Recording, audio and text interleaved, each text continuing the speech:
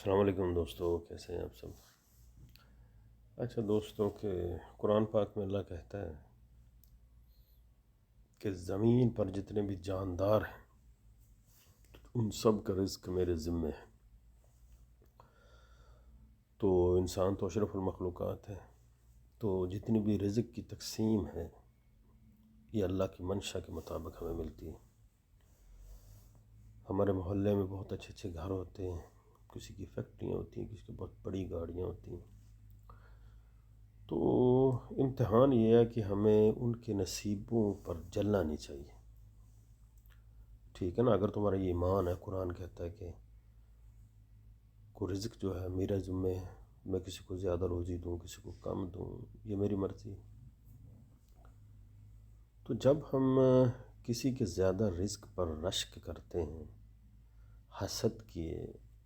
حسد کا لبادہ اوڑھ کر، تو وہاں ناشکری ہوتی ہے، اللہ کے ساتھ جنگ ہو جاتی ہے۔ کسی کے رزق کی طرف مت دیکھیں، کسی کے نصیب کی طرف مت دیکھیں، جو اللہ نے اس کو دیا ہے اس پر تالیاں بجائیں اور خوش ہو جائیں، ٹھیک ہے جی؟ اگر ہمارا رزق تنگ ہے تو اس کے بھی اللہ کی مرضی ہے۔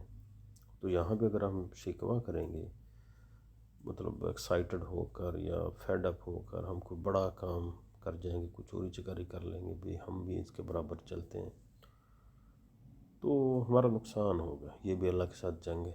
صبر کریں اور اپنی محنت رکھیں، ظاہر ہے محنت کے بارے میں کہا گیا ہے، لیکن کسی کے نصیب پر جلے مت۔ آپ کا اپنا نقصان ہے، انٹرنلی ہمارا جو سسٹم ہے وہ ڈیمیج ہوتا ہے، ہم بی پی ہو جاتا ہے، شوگر ہو جاتی ہے ٹینشن لے لے کے۔ سو خوشحال اور وہی ہے جو اپنے حال پر خوش ہے، اپنے حال پر خوش رہیے۔ کوئی کسی کے پاس جتنا بھی پیسہ ہے وہ اللہ نے اس کو دیا ہے، اگر آپ اس پر رشک کریں گے، حسد کریں گے تو آپ کی پکڑ ہوگی۔ سو تقسیم ہے اللہ کی تقسیم پر راضی رہیں۔ رزق جیسا اللہ میں دیتا ہے، کسی کو کیسے دیتا ہے، کسی کو کیسے دیتا ہے۔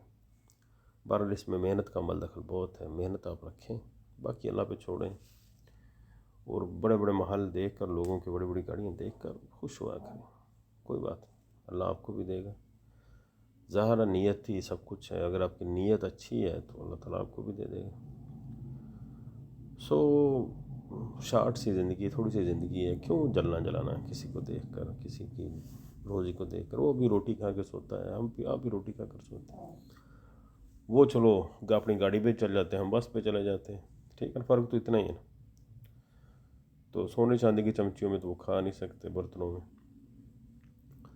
سو خوش رہا کریں اپنی لائف میں، جو بھی ہے آپ کی زندگی میں اس میں خوش رہیں۔ اس سے اچھی کوئی چیز نہیں، آپ کو کوئی بیماری نہیں لگی، آپ کا من صاف ہے، کسی کی دولت کو دیکھ کر آپ جلتے نہیں ہیں، کسی کا سٹیٹس کو دیکھ کر آپ جلتے نہیں ہیں، کسی کے سفید کپڑوں کو دیکھ کر آپ جلتے نہیں، تو آپ سے صحت مند انسان اس دنیا میں کوئی نہیں، ٹھیک ہے جی؟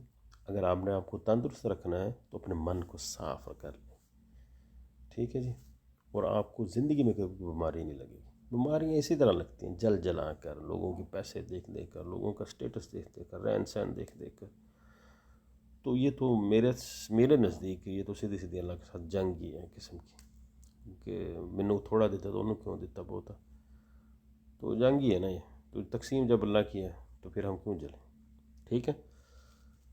خوش رہیں، اپنے آپ کو صحت مند رکھیں، اور صحت سے بڑا بھی کوئی رزق نہیں، ٹھیک ہے؟ ہمارے ہاتھ پیر آنکھ یہ بھی رزق ہی ہے۔ اگر ہمیں ایک آنکھ نہ ہوتی، یا ہماری زبان نہ چلتی، یا ہماری انگلیاں میں سے 2 انگلیاں نہ ہوتی، تو پھر ہم کیا کرتے؟